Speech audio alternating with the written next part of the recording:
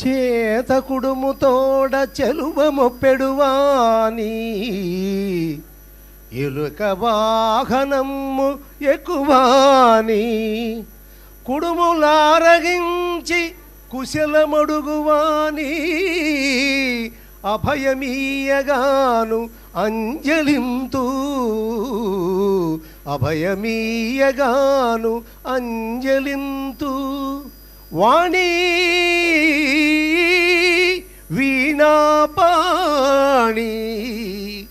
వాణి ఆదిమ విరించి వలపుల రాణి వాణి అలికుల వేణి వాణి నా రసన నిలుము పలుకుల బోణి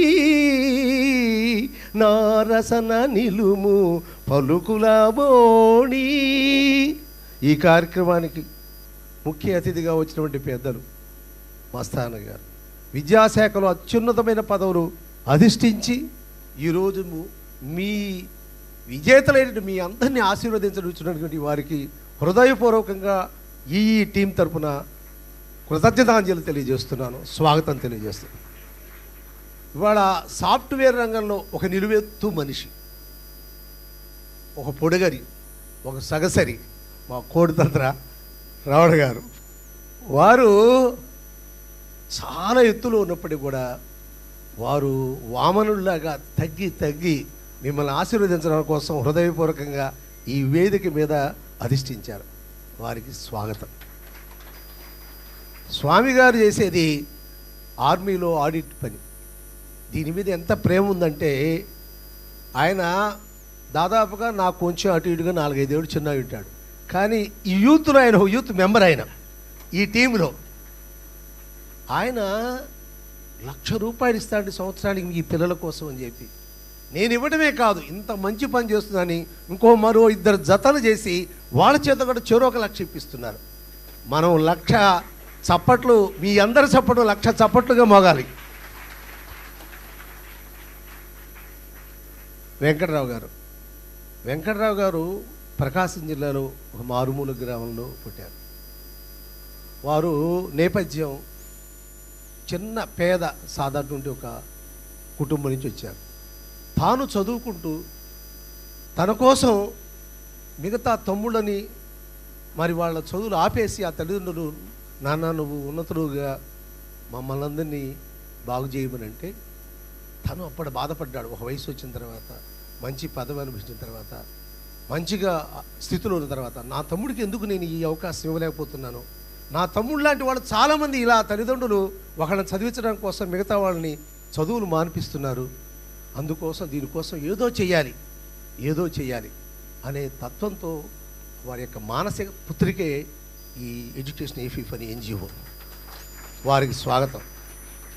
తర్వాత హేమచంద్, చంద్రులో చల్లదనం ఎలా ఉంటుందో అలా ఉంటుంది మా మిత్రుడు.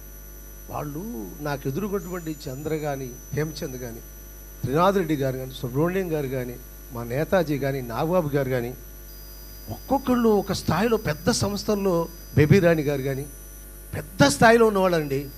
వాళ్ళు వాళ్ళ పనులు మానుకొని ఈ పిల్లల కోసం నిన్న రోజు ముందు మొన్న సాయంత్రం 9ంటికి బయలుదేరి తెల్లవారుజాముకి బెంగళూరు నుంచి విజయవాడ వచ్చారు. రాత్రంతా ప్రయాణంలో ఉన్నారు.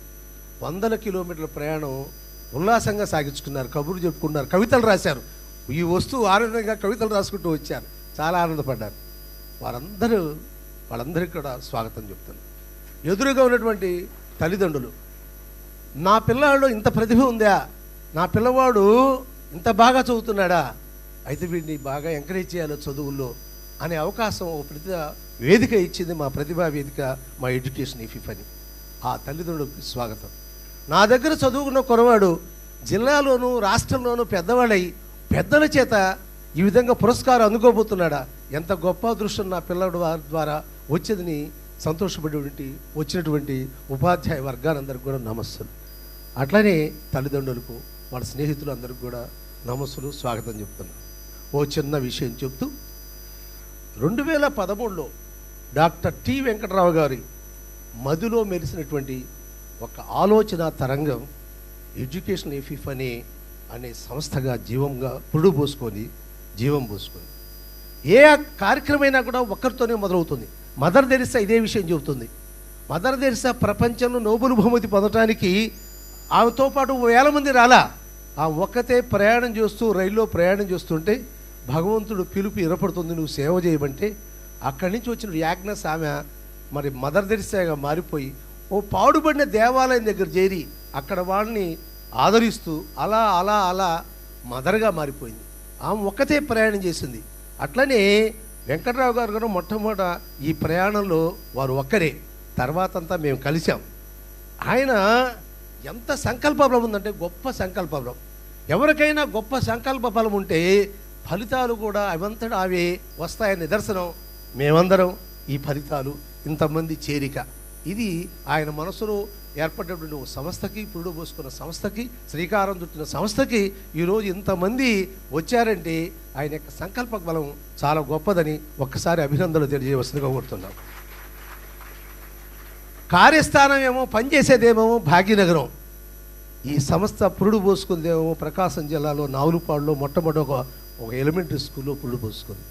తల్లిదండ్రులు ఆ పిల్లలు చేతుల నిండా మోసుకొని ఒక అట్ట, మంచి పుస్తకాలు, పెన్నులు అవన్నీ తీసుకొని వస్తుంటే, అరే మావాడు ఎడ్యుకేషన్ ఎఫిపెనిటరా, వాడు ఎన్ని తెచ్చుకున్నాడు రా, వాడు మావాడు ఇంత తెలియగలవాడు అనుకోలేదురా అని అనుకుంటుంటే ఆ పక్కనోడితో చెబుతుంటే ఆ ఆనందం ఆయనకి ఒక పెద్ద టానిక్లా పనిచేసింది. పక్కన రాఘవ అనే అతను నాగులపూడిలో కొంతమందితో కలిసి ప్రయాణం అలా మొదలుపెట్టేశారు. మరి ఈ బంగారు భవిత కోసం బీజాలు వేసినటువంటి ఆంధ్రప్రదేశ్ నాగులపూడిపాడు కేంద్రం ఇవాళ స్టేట్ మొత్తానికి కూడా విస్తరించిందంటే ఎంతమంది ఎన్ని చేతులు కలిసి ఉంటాయో మీరు గమనించండి. బడి పిల్లల ఆనందం కోసం హైదరాబాద్ నుండి కారులో బహుమతులు తీసుకొచ్చాడు, తను ఒక్కడే మోసుకొచ్చాడు. అవన్నీ తీసుకుపోయి పిలుచుకొని అందరికి ఇచ్చాడు, సంబరపడ్డాడు. ఓ 40,000 ఖర్చు పెట్టుకొని జీతంలో చాలా సంతోషపడ్డాడు. నిజమే రూపాయికి విలువ కట్టడం అంటారు చూసారా, అదే నిజంగా రూపాయికి విలువ కట్టడం అంటే. రూపాయిని చాలామంది అనేక రకాలుగా దుర్వినియోగం చేయించుంటారు, కానీ రూపాయికి విలువ కట్టడం అంటే నిజంగా సేవ చేయడం అంటే ఇదే నేను అభినందిస్తున్నాను. తల్లిదండ్రుల్లోనూ ఉపాధ్యాయుల్లోనూ వారి పిల్లలు ప్రతిభావంతులని ఈ సంస్థ ద్వారా తెలుసుకోగలిగారు.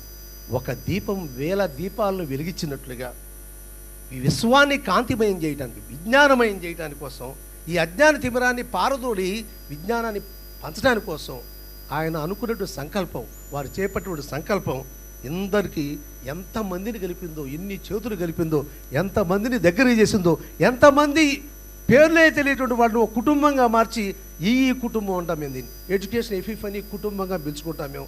ఇంతమందిని కలపడానికి కోసం ఆయన సంకల్ప బలం అది అని చెప్తున్నాం. ఎన్ని మంచి మనసులండి, ఎన్ని చేతులు కలిసాయండి.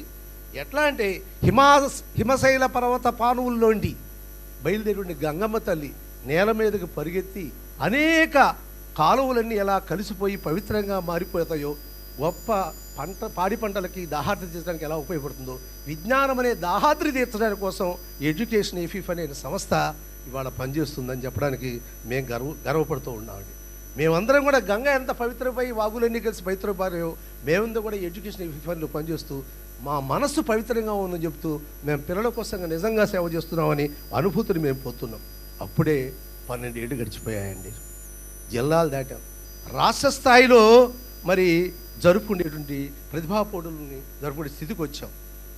మాకు ఈ దారంతా కూడా మాకేమీ పూలపాన్పు కాదు, బండలు ఉన్నాయి, మిట్టలు ఉన్నాయి, అనేక అవరోధాలు ఉన్నాయి. అన్నిటినీ కూడా అధిగమించి ఎవరి కోసం అనుగ్రహించాం ఇంత కూడా గుర్తింపు దగ్గర ఇంత చూసాం. మన సినిలో గుర్తింపు పొందినటువంటి పిల్లలు ఉన్నారు, ప్రతిభావంతులు ఉన్నారు. పూరి గుడిసెల్లో సూర్యచంద్రుడు తడుక్కుని మెరుస్తూ ఉంటారు, అంటే వాళ్ళ పరిస్థితి అలా ఉండదు. అట్లాంటి పిల్లల కోసం ఇవాళ మేము ఎడ్యుకేషన్ ఎఫిఫ్ అని సంస్థ పనిచేస్తుంది. కార్పొరేట్ సంస్థల కోసం పనిచేయట్లేదు, కేవలం పేద పిల్లల కోసం, ప్రభుత్వ పాఠశాలల పిల్లల కోసం మాత్రమే గొప్ప వేదిక నిర్మించి వాళ్ళకు గొప్ప వాళ్ళ చేత బహుమతులు అందించే స్థితికి ఈ ప్రయాణం కొనసాగుతుంది. 100 కొలది ఇప్పుడు చెప్పుకోవాలి, 100 కిలోమీటర్ల దూరం అండి. బెంగళూరు నుంచి ఒకళ్ళు, ఢిల్లీ నుంచి ఒకళ్ళు, అనేక ప్రాంతాల నుంచి కూడా ఈ కార్యక్రమానికి చాలా ఆనందపడుతూ మన ఇంట్లో పండగలాగా, ఒక కుటుంబంలో జరుపుకునే ఫంక్షన్ లాగా వీళ్ళందరూ వచ్చారు. వీళ్ళు ఇది చిన్న పని, ఇది పెద్ద పని, ఇది నేను చేయకూడని పని అనేది లేదు. ప్రతి వాళ్ళు బ్యానర్స్ అతికించేవాళ్ళు, ఇంకో పని చేసేవాడు, నీళ్లు తెచ్చేవాడు, బాటిల్ తెచ్చేవాడు, 3 రోజుల ముందు ఓ నాగబాబు రండి, ఆయన ఎవరో తెలుసా అండి, భారతదేశం మొత్తంలో ఒక పెద్ద మేనేజర్ పోస్ట్. ఒక్కసారి ప్లీజ్ నిలవండి. నాగబాబు గారు పెద్ద వ్యాపార కంపెనీకి ఆయన.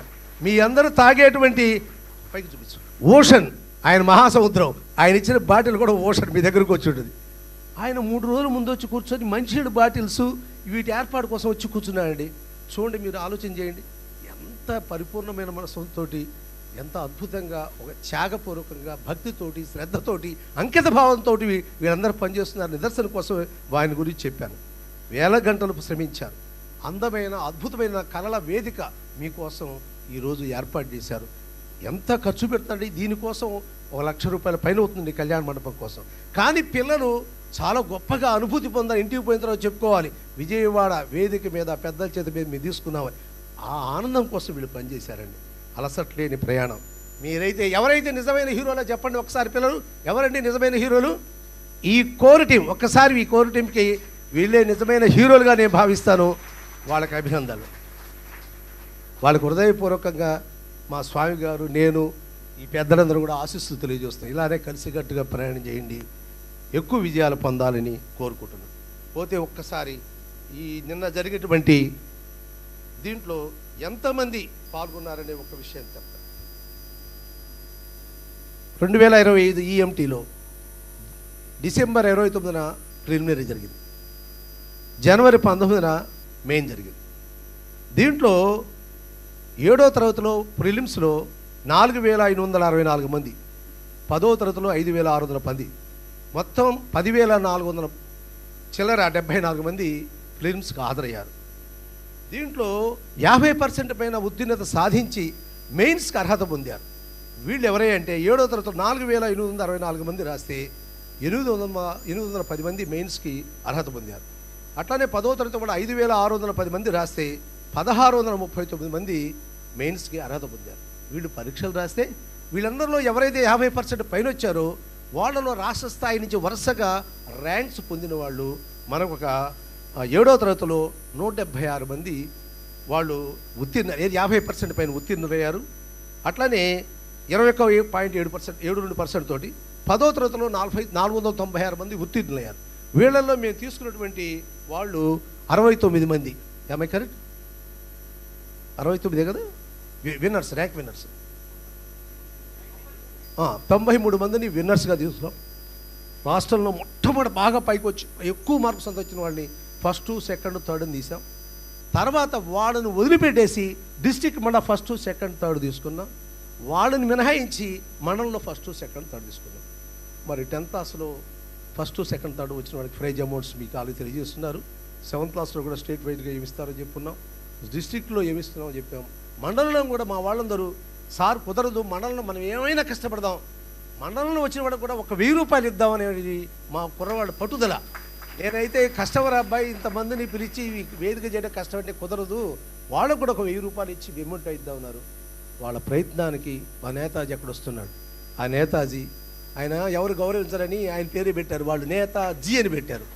అంటే మనమందరం ఆయన నేతాజీ అనాల్సిందే. నేతాజీ గారంటే మళ్ళీ ఇబ్బంది అవుతుంది. నేతాజీ వీళ్ళందరూ కూడా పెద్ద పెద్ద పోస్టులో ఉన్నారు సార్. వీళ్ళందరికీ ధన్యవాదాలు.